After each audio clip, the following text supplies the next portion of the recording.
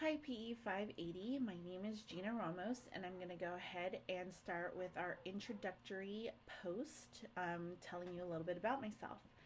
So, number one, where did you earn your undergraduate degree? I earned it from Long Beach State. Go 49ers. Number two, what was your major? I actually started off as wanting to be an athletic trainer. However, over at Cal State Long Beach, it was considered an impacted major, so they automatically feed kinesiology majors into secondary physical education. And I happened to take one teaching class and I fell in love with it and ended up sticking with that. So my major ended up being kinesiology with the emphasis of secondary physical education.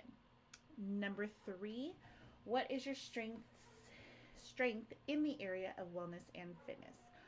I have been exposed to sports from a very young age. My dad played baseball and has coached baseball pretty much all his life, um, going into his 47th or 48th year of coaching collegiate baseball. Same thing with my brothers, played baseball most of his life. As for me, I was introduced to dance.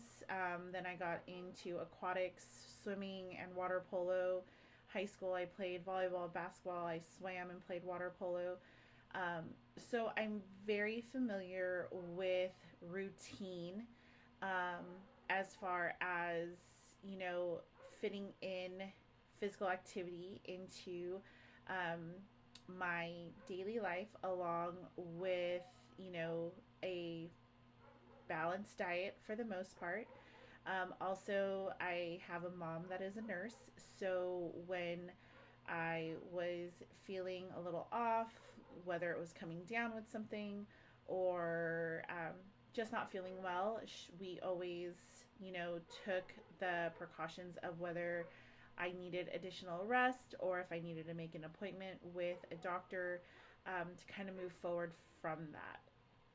Number four, what is your challenge in the area of wellness and fitness?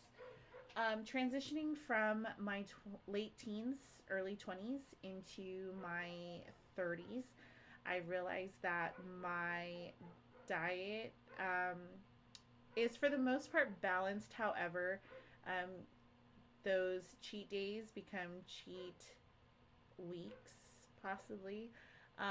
Not so much months, but it does get a little hard to get back into the swing of things. However, knowing, having it in the back of my mind, um, I do try to put it back in play again. However, it does get harder the longer that you're out of it for. As far as fitness goes, it again is part of my daily routine. But again, you have your cheat days that turn into weeks, possibly. And I don't have a coach telling me that I need to go to practice or telling me what I need to do. And I feel that being in my 30s, being a teacher, being a student, being a coach, life takes over where you feel that you don't have time to take care of yourself. Um, so I think my challenge in the area of wellness and fitness is kind of taking a step back and reflecting of things that I need for me to be the best teacher, best coach, best student I can be. Number five, what was your favorite vacation?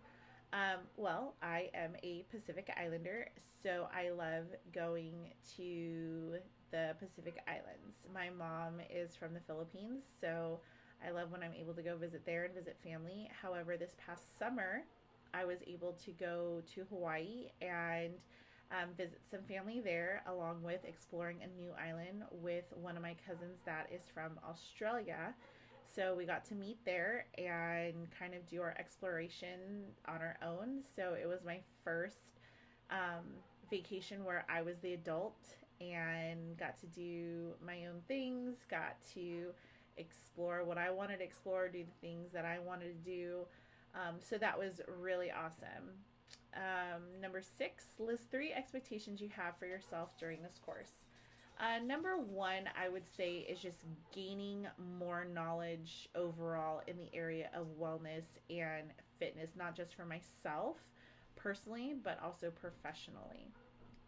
Number two would have to be um, incorporating it into my lesson plans.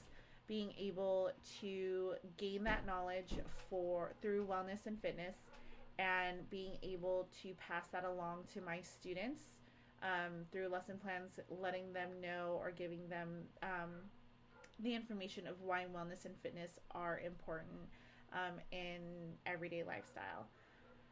And number three would also be incorporating it to my athletes, showing that just being on a team and having those workouts isn't enough. I see a lot of my athletes eating junk food and then getting in the water and playing. Yes, they're playing great or whatever the case is. However, I think a great deal of it is because they're still kids. They don't have that mentality yet, and I kind of want to instill that knowledge in them early so that they kind of get the point before, not necessarily it's too late, but before it gets harder to incorporate that into their lifestyle. So those are the three expectations I have.